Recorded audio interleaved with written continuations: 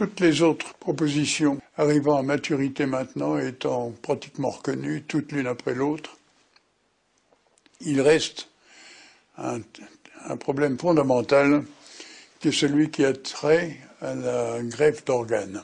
Et en particulier, la possibilité éventuelle d'une transfusion sanguine universelle par adoption immunitaire. Qu'est-ce que ça veut dire? Vous savez que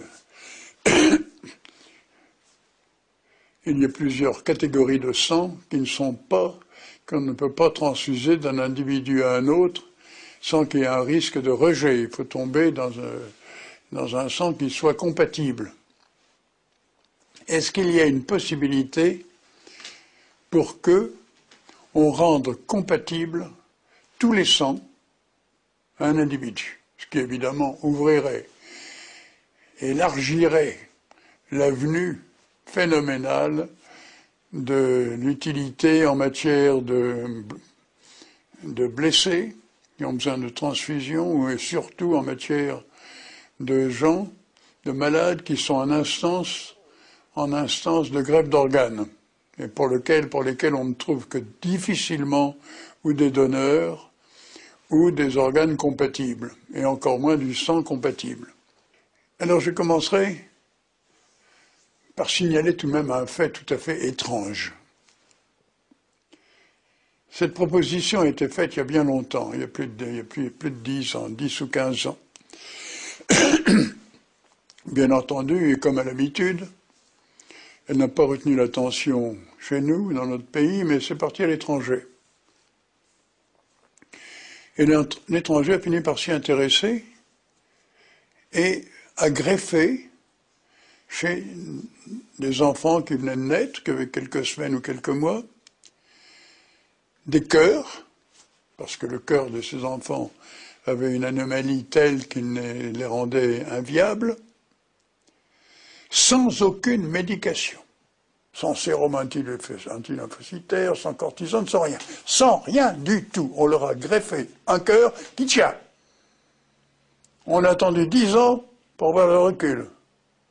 Au bout de 10 ans, ces gosses jouent au football. Ils n'ont jamais eu une drogue pour maintenir, ils n'ont fait aucun rejet. C'est tout de même phénoménal. Vous en avez entendu parler en France? Oui, par vous. Oui. Et moi, comment l'ai-je su? Non pas pour avoir disséminé l'idée en son temps, n'est-ce pas? Parce que 10 ans ont passé.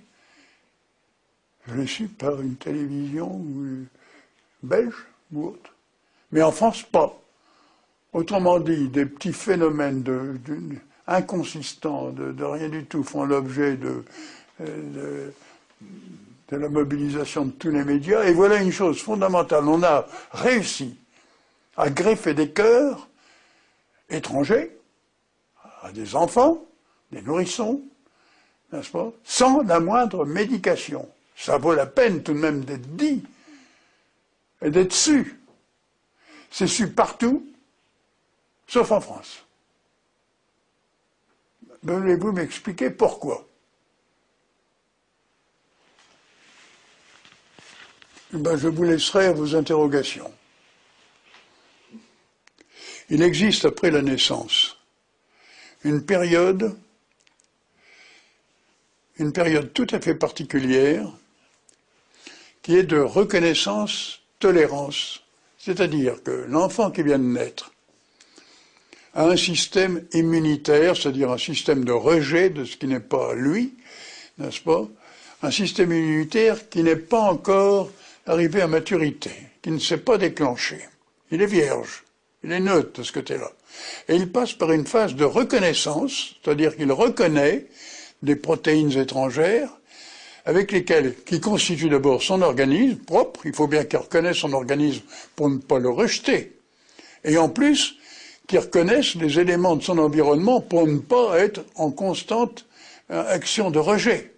Il faut qu'il s'y adapte. C'est ce qu'on appelle la reconnaissance-tolérance, c'est-à-dire il y a un contact avec ce qui pourrait devenir des allergènes, des protéines étrangères à lui, il les reconnaît, il est fait fixer par le thymus, qui est une glande du cou, enfin peu importe la manière dont il se débrouille. Il reconnaît ces protéines, il reconnaît ces éléments comme étrangers et comme tolérés. Soit que ces éléments lui appartiennent, c'est son propre organisme, soit qu'ils soient extérieurs, mais il les tolère parce qu'il sait qu'il faudra bien vivre avec eux. C'est ce qu'on appelle la période de reconnaissance-tolérance. C'est tout à fait classique, c'est même scolaire.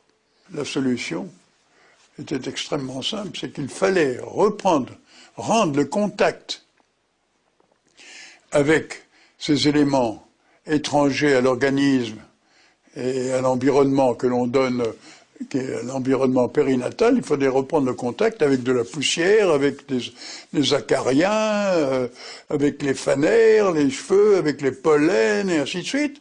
N'est-ce pas? Simplement le contact pour que le bébé qui vient de naître, ou le nourrisson, n'est-ce pas, prenant contact, accepte et tolère par la suite tous ces facteurs, n'est-ce pas, qui autrement sont considérés par l'organisme comme agressifs et entraînent une réaction immunitaire de rejet, qui est l'allergie, l'asthme ou l'allergie. Cette absence de rejet, pour des facteurs extrinsèques à l'organisme, avec lesquels il se met en contact, ou ses propres, là on ne les voit pas quand ils sont à l'intérieur. Ce qui est peut-être aussi valable pour les éléments figurés du sang. Les cellules, les lymphocytes, et ainsi de suite, les hématies, les globules rouges, si vous voulez, les globules blancs, et ainsi de suite. Est-ce qu'on en a la preuve? Ben oui, parce que cette période de tolérance, de reconnaissance-tolérance, est antérieure à la naissance. Autrement dit, quand le bébé arrive, qui est encore un fœtus, mais arrive à la phase prénatale, n'est-ce pas, on a la confirmation chez des jumeaux qui sont bivitellins, qui sont des jumeaux, qui sont des faux jumeaux, eh bien leur sang présente un mélange, et l'un, alors que leur sang est différent, l'un va tolérer le sang de l'autre, sans rejet. Et nous arrivons à est-ce qu'on a une confirmation expérimentale? On a mis un cœur à la place d'un autre, sans couverture médicamenteuse, sans rien du tout, dans des conditions d'âge qui convenaient, et c'est devenu tolérant, ça n'a pas été rejeté, il n'y a pas eu de rejet. Quand on greffe un cœur, on greffe aussi les éléments figurés du sang du donneur. Il y en a dedans, le cœur n'est pas. Et néanmoins, il n'y a pas eu de rejet non plus. Donc, ni les protéines, n'est-ce pas, du myocarde, ni les protéines sanguines, n'est-ce pas, n'ont fait l'objet d'un rejet. Mais avant de donner des espoirs qui risqueraient de ne pas être fondés, il faut faire une expérimentation animale.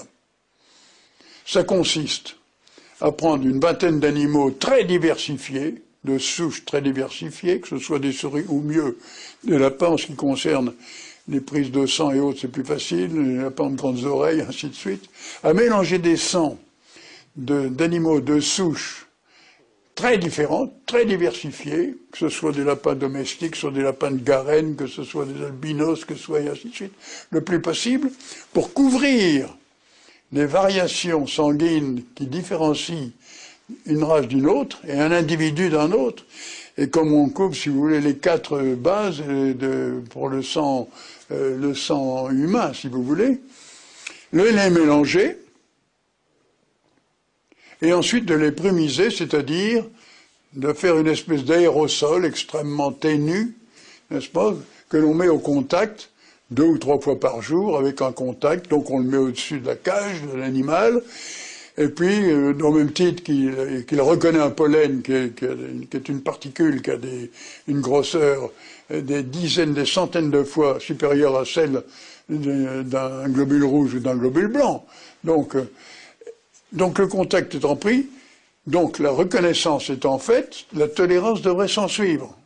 Eh bien, au bout de 3 mois, on saura, au bout de 3 ou 4 mois, si oui ou non, il tolère cette transfusion qui serait devenue universelle. Si l'expérimentation Princeps valide cette exploitation qui marche pour la reconnaissance-tolérance en matière d'allergie et d'asthme, par exemple, n'est-ce pas? Si c'est validé, ben c'est une générosité, d'une expansion fantastique, aussi bien pour les blessés qui ont besoin de transfusion sanguine, et ainsi de suite. Parce qu'on a un sang, n'est-ce pas? Un sang qui est, j'allais presque dire, polychrome, vous voyez, n'est-ce pas? Le bébé est protégé contre tout par les anticorps de sa mère, donc pendant un certain temps, pendant quelques semaines et quelques mois, disposant des anticorps de sa mère, n'est-ce pas, alors que son système immunitaire à lui n'est pas encore mature, n'est pas encore fonctionnel, il dispose des anticorps de sa mère, donc il est protégé de toute infection et ainsi de suite. Ça devient d'une simplicité biblique, n'est-ce pas, et d'une générosité fantastique d'application. Mais ça, il faut le faire parce que c'est urgent, parce que c'est important, parce que c'est urgent, et surtout parce que ça coûte 20 lapins, ce qui n'est pas cher, et ça coûte 4 mois maximum d'observation.